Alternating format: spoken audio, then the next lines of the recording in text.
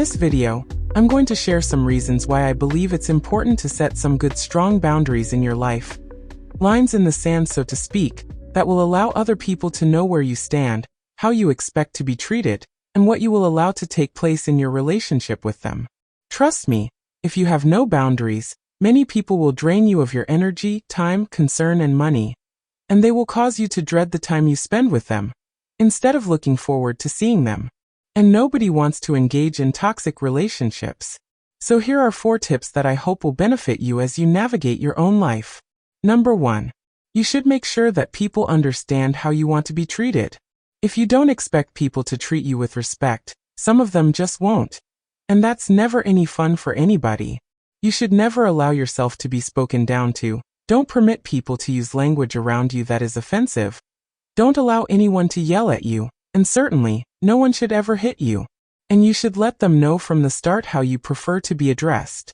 It isn't asking too much to expect people to be respectful, and to speak to you with dignity instead of dishonor. If they disagree with you or don't like something you did, then they are welcome to tell you in a civilized manner, but that does not mean that you should change who you are for their benefit. And friends, if you don't tell them, then how will they know? I had a Facebook acquaintance who lived in another country, and when he addressed me for the first time on a chat, he greeted me with, "Hey mummy." Well, that may be an acceptable greeting where he lives, but to me, it was highly disrespectful. First of all, a mummy is a dead person, and secondly, I know who my children are, and he is not my child. And when I responded to his greeting, I made sure that he knew how I felt. I wasn't trying to be mean or uncaring. I just wanted him to know right from the start how to respectfully greet an older person that he doesn't even know.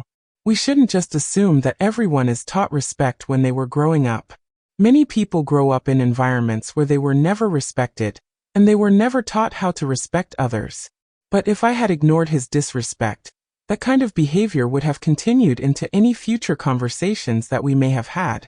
And for the record, I never heard from him again. Number 2. If you don't feel comfortable with doing something that someone asks you to do, be confident enough to just say no. I believe that the word no is one of the most powerful words in the English language. And yes, you may upset some people when you don't just fall in line with their wishes. But the truth is that any favor you do for someone should be something that both of you can feel good about. It's wonderful to be helpful to people, but many people these days treat favors as something to exchange, instead of a gift that you give. If they ever did something nice for you in the past, then they expect that anything they ask of you in the future is acceptable and should be honored by you, because after all, you owe it to them. Friends, a favor should be something you do for someone because you care about them, and it should be something you want to do for them. Anyone who uses favors as a bargaining chip or as a means of manipulating you is not your friend, and you should make sure that you never owe that person anything, because if you do, you can be sure it will lead to a conflict down the road. Number 3. Don't send money to anyone that you don't know personally. I wish that everyone who expresses a need online was honest and sincere about their situation. And I wish that there weren't people who expect that others with kind hearts will provide for their livelihood.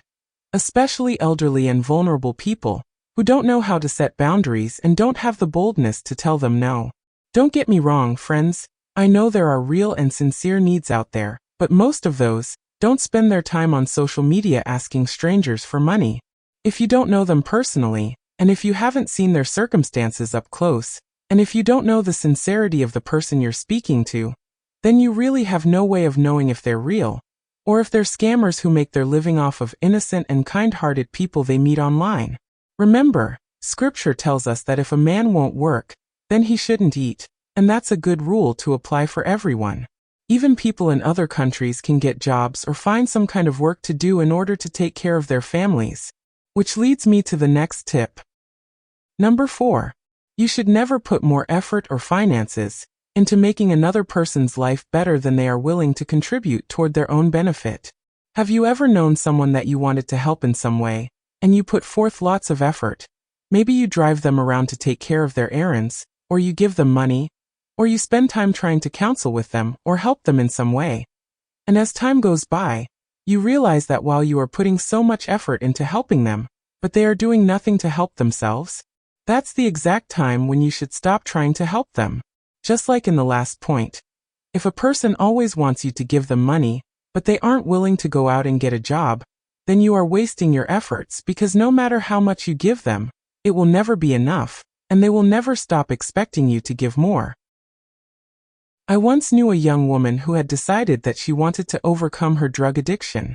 She asked me to come to her house and counsel with her, and pray with her, to break the addiction so that she could have a better life, and be a better mom to her little girl.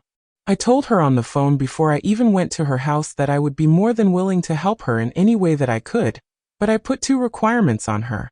The first requirement was that she would never lie to me. If she lied to me, there was nothing more I could do for her.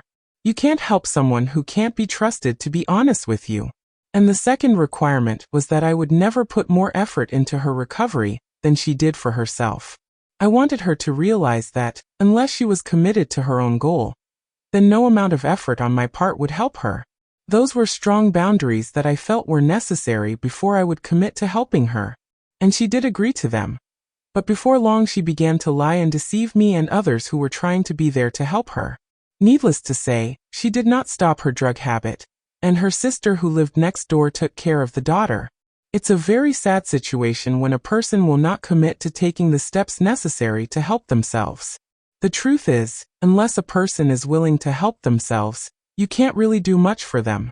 They must be at least as committed to their own well-being as you are. Friends, the main point that I wanted to make in this video is that you can take charge of your own life, and you have the right to decide how you want to live it. If you let them, some people will disrespect you and use you to benefit themselves, and your love and generosity will be taken for granted in the process. But you can live more freely and be truer to your own heart's desires than you imagined. I want to encourage you. Make the decision today how you want people to treat you, and then set the boundaries that reflect those desires. Until next time, have a blessed and stress-free day. Bye for now.